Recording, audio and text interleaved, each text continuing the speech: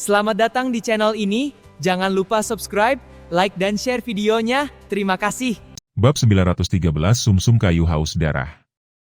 Dia segera membusungkan pantatnya dan menyemburkan sejumlah besar benang laba-laba untuk menjerat jaring ikan yang kosong.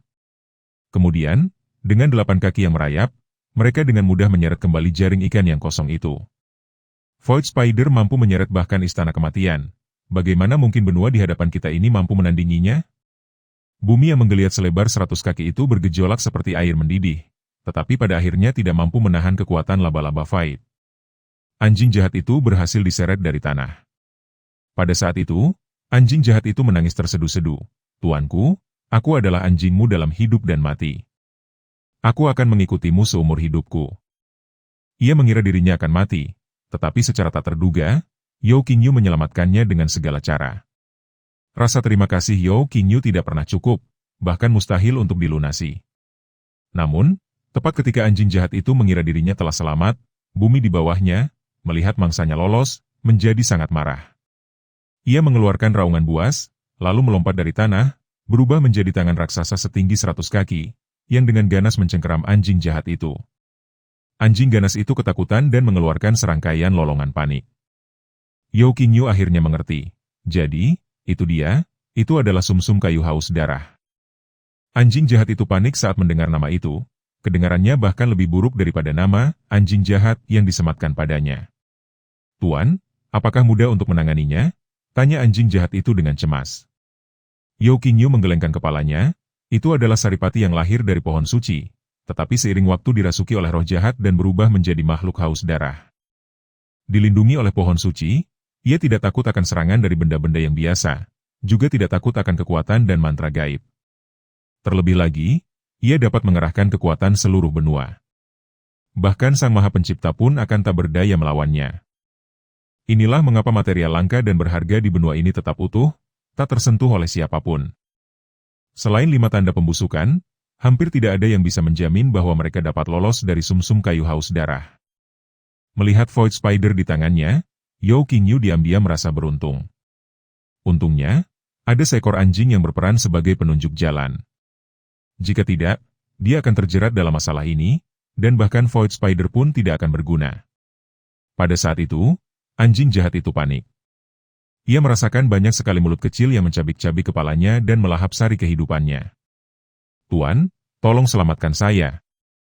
Aku akan menjadi anjingmu di kehidupan ini, dan di kehidupan selanjutnya aku akan terlahir kembali sebagai seorang wanita untuk menghangatkan tempat tidurmu." Yao Qingyu merasakan darahnya bergejolak di dadanya dan hampir tersedak hingga mati.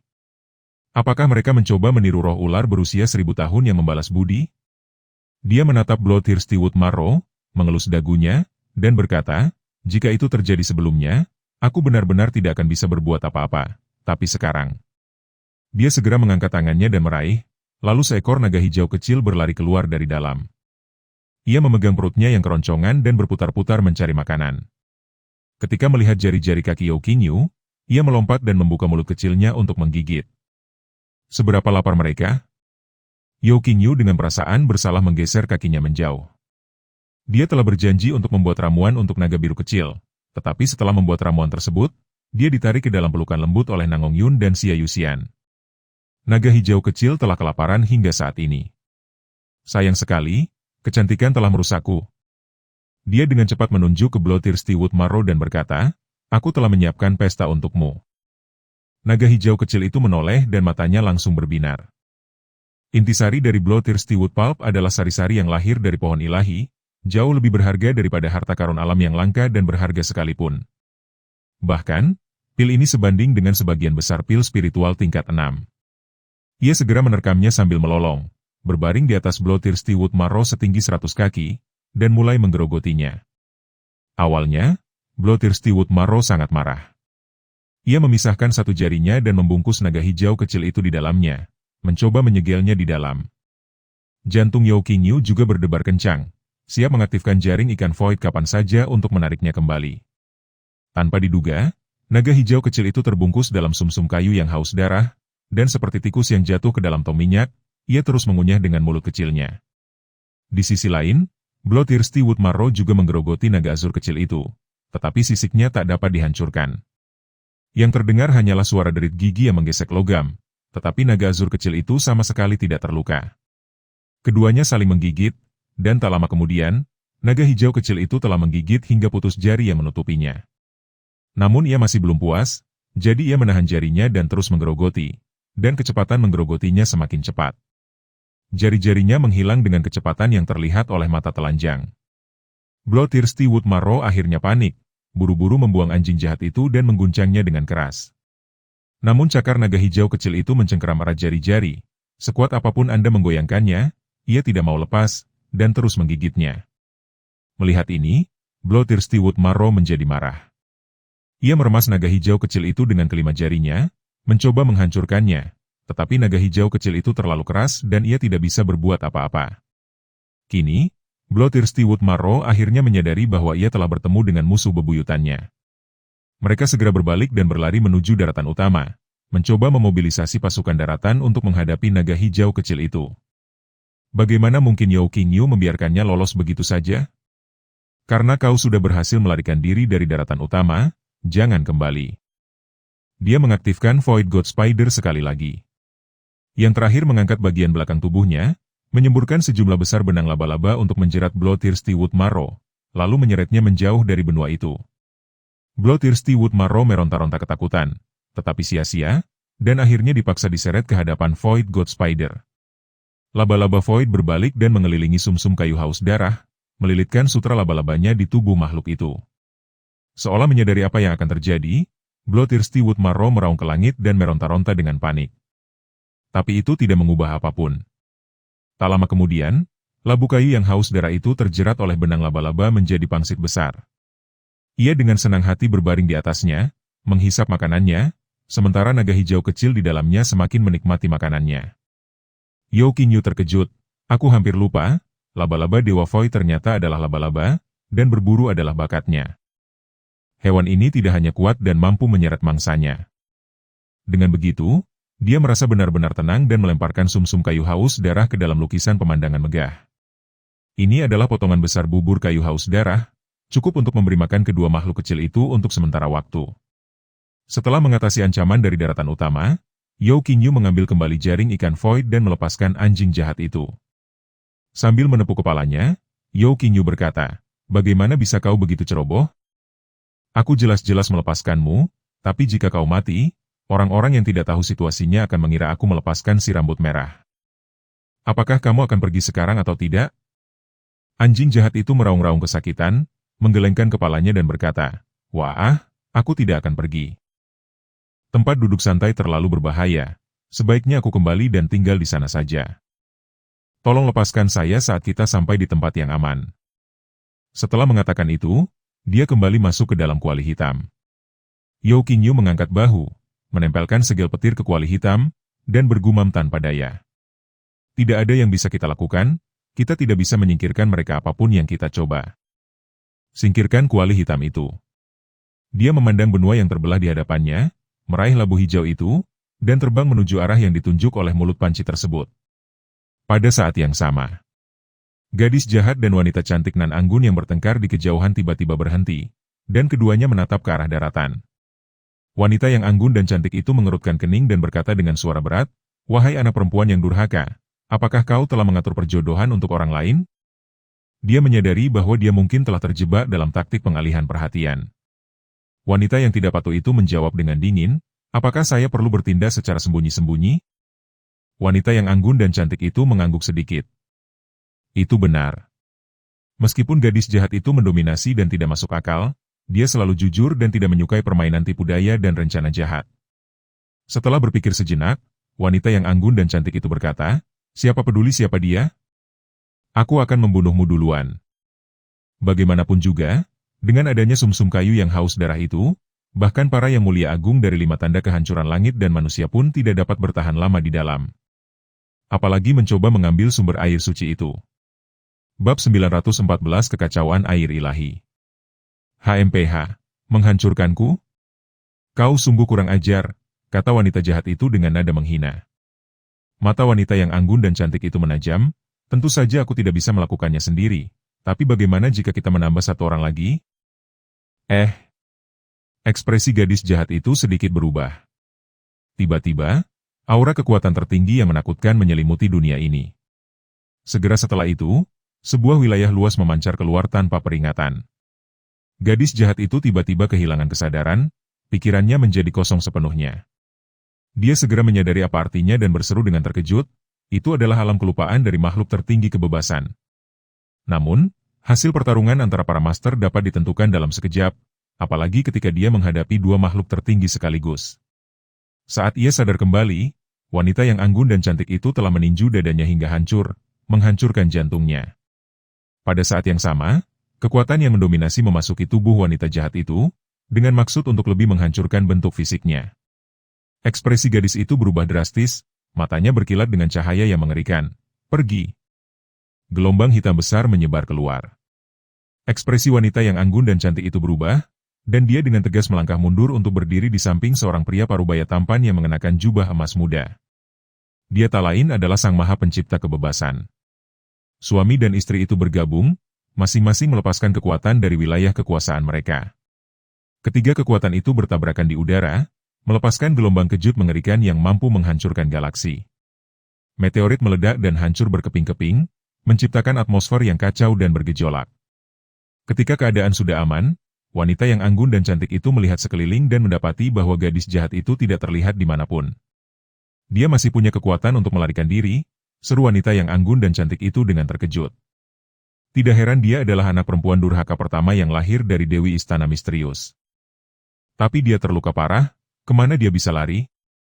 Dengan kedipan mata Phoenix-nya, dia melepaskan kekuatan sensorik yang dahsyat, berusaha menangkap auranya. Namun, area sekitarnya benar-benar kosong, tanpa jejak apapun. Supreme yang tampak riang, berdiri di samping, tetap tenang di wajah tampannya. Tidak perlu membuang energimu. Wujud asli wanita jahat itu adalah bagian dari gunung gadis misterius, dia dapat beralih antara batu dan kehidupan. Jika dia berubah menjadi batu, tidak seorang pun akan dapat mendeteksi keberadaannya. Mendengar itu, wanita yang anggun dan cantik itu menghentakkan kakinya karena frustrasi. Aku hampir berhasil menangkapnya. Kita sudah bersusah payah untuk memancing wanita malang ini. Jika kita bisa menangkapnya hidup-hidup, kita bisa menggunakannya untuk memeras tahta Xuan Nu dan memaksa mereka menukar jenazah Buddha dengan sandera. Dengan jenazah Buddha dan relik Bodhisattva Agung, mengapa kita harus khawatir akan serangan roh jahat? Dengan pertempuran besar yang akan segera terjadi, Aliansi Bintang 4 sedang mencari cara untuk bertahan hidup, meskipun dengan cara yang berbeda. Baik rasi bintang surgawi maupun rasi bintang gadis mistik sama-sama berupaya memaksimalkan kemampuan mereka. Yang sebenarnya diinginkan Xiao Yazuo, si penopang tanpa beban, adalah menjarah orang lain. Sang penguasa kebebasan menghela napas pelan dan berkata, sudah kubilang sejak lama bahwa rencana ini tidak akan berhasil. Gadis malang itu tidak mudah dihadapi. Mendengar itu, wanita yang anggun dan cantik itu menatapnya dengan tajam. Bukankah ini semua salahmu?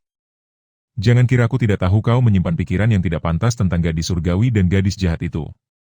Saat dia terkena serangan dari wilayahmu barusan, seandainya kau dan aku menyerang bersama, apakah dia akan punya kesempatan untuk melarikan diri? Jika gadis jahat itu tidak memiliki kekuatan untuk melawan, dia pasti sudah tertangkap sekarang. Sayangnya, makhluk tertinggi yang riang itu tidak tega menggunakan kekerasan berlebihan, sehingga gadis jahat itu berhasil lolos tanpa terluka. Sang Maha Pencipta Waktu Luang berkata dengan hikmat, Nyonya, apa yang sedang Anda pikirkan? Hanya kamu yang ada di hatiku, tidak ada wanita lain sama sekali. Lagi pula, kemampuan saya untuk menjadi makhluk tertinggi sepenuhnya berkat cairan giok pivot surgawi Anda, Nyonya. Wanita yang anggun dan cantik itu mencibir, kau yang paling tahu.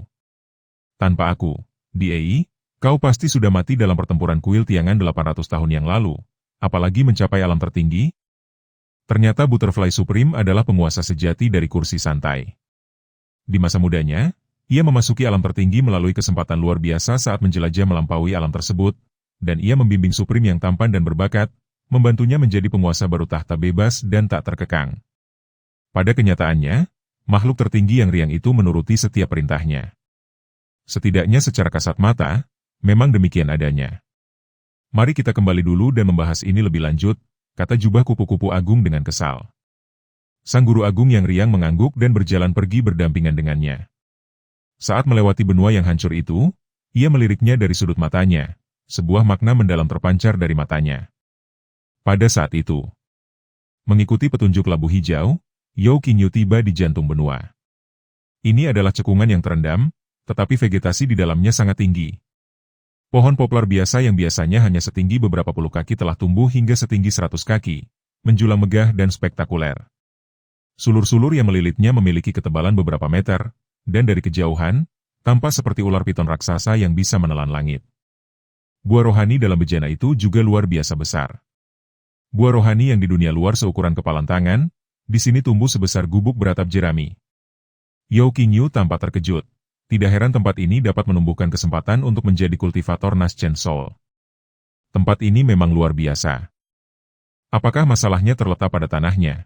Ataukah sumber airnya berbeda dari tempat lain? Dengan perasaan ragu, dia menunduk dan segera menemukan genangan air kecil yang memancarkan cahaya biru di tengah baskom. Di dalamnya terdapat cairan biru jernih, dari mana sinar cahaya memancar, membuatnya sangat menyilaukan. Yao Qingyu langsung mengenalinya dan berseru kaget, air suci kekacauan? Bukankah ini terbentuk dari esensi dan darah Sang Maha Pencipta? Bagaimana mungkin ini ada di sini? Melihat jurang dalam di hadapannya, dan kemudian pohon menjulang tinggi yang seolah menghilang ke dalam bima sakti di kejauhan, akhirnya dia mengerti. Aku penasaran bagaimana pohon suci itu tumbuh. Ternyata pohon itu diberi nutrisi oleh air suci kekacauan. Pertumbuhan apapun tidak dapat dipisahkan dari sumber daya. Pohon ilahi yang menjulang tinggi itu tidak mungkin tumbuh begitu saja. Pasti ada sumber daya yang mendukung pertumbuhannya. Seteguk air ilahi yang kacau ini dengan sempurna menyediakan sumber daya yang dibutuhkannya. Dan masih ada yang tersisa. Akibatnya, pohon suci ini harus mendistribusikan kelebihan sumber dayanya ke benua lain melalui akarnya, yang menciptakan benua-benua makmur yang tak terhitung jumlahnya. Selain itu, kelebihan saripati juga melahirkan sumsum kayu yang haus darah.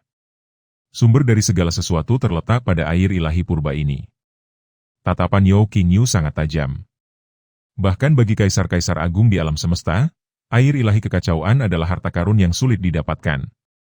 Tetesan di depanku ini pasti berasal dari luka yang ditimbulkan oleh makhluk tertinggi wilayah bintang selatan selama pertempuran besarnya dengan dewa kuno 10.000 tahun yang lalu. Setelah puluhan ribu tahun, sebagian besar darahnya telah terserap, hanya menyisakan setetes kecil.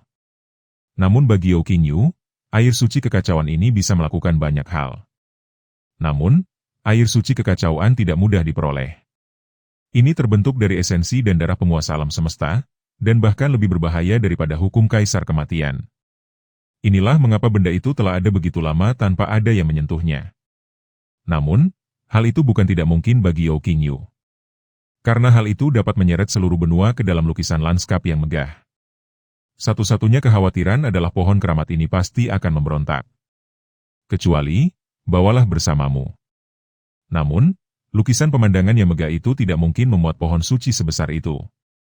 Tiba-tiba, mata Yao Qingyu berbinar, dan dia berpikir dalam hati, aku hampir lupa, aku telah mendapatkan sumsum kaisar senjata 1000 dari Kiong Agung Giok. Benda ini dapat meningkatkan artefak semisakral menjadi artefak sakral. Dia belum memutuskan artefak semisakral mana yang akan ditingkatkan. Nah, sekarang kita sudah mendapatkan jawabannya,